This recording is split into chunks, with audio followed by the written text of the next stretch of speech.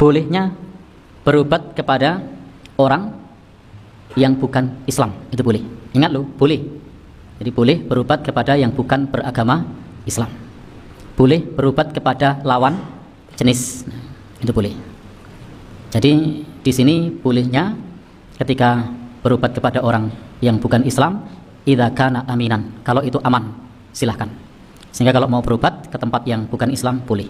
Tetapi kita sebagai umat Islam hendaknya bisa punya al-wala dan wal-bara', punya loyalitas dan berlepas diri.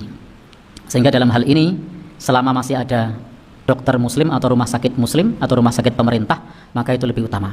Tapi andai kemudian tidak kita temukan, maka tidak mengapa ke rumah sakit atau ke klinik yang bukan Islam, boleh. Atau ke dokter atau ke perawat yang bukan Islam, boleh. Kalau memang dia aman dan berpengalaman. Memang aman dan berpengalaman, silahkan. Baik, bahkan saya sendiri pernah satu saat sakit gigi, berobat kemana-mana orang mari-mari. Tiba-tiba ada yang menyarankan untuk berobat ke dokter. Lalu orang itu ngasih tahu ke saya, tapi dokternya non muslim. Saya bilang enggak apa-apa. Alhamdulillah berobat di situ sembuh. Obatnya itu diracik, saya tidak tahu. Andai misalnya isi bungkusan pelean gitu satu dewi gitu kan, tapi enggak ya, enggak ada bungkusnya. Baik. Maka dalam hal ini silahkan, tidak mengapa. Yang tidak boleh itu adalah mengutamakan mereka, itu tidak boleh. Tapi kalau menemukan yang cocok di sana ya enggak apa-apa. Tapi kalau mengutamakan itu enggak boleh.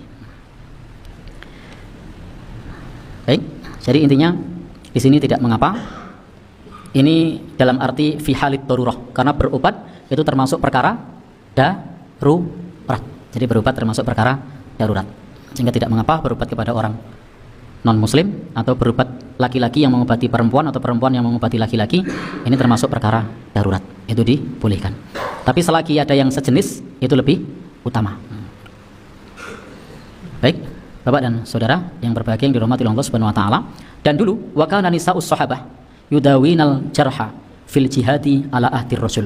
Dulu para sahabat perempuan, jadi para sahabat perempuan namanya sahabiah, itu salah satunya mereka bertugas dalam perang sebagai petugas medis.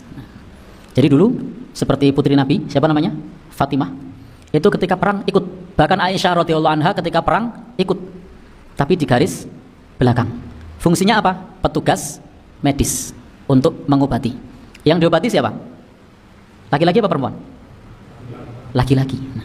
Jadi dulu para sahabat perempuan itu salah satu tugasnya adalah mengobati orang yang luka-luka di dalam jihad fi sabilillah di zaman Rasul sallallahu alaihi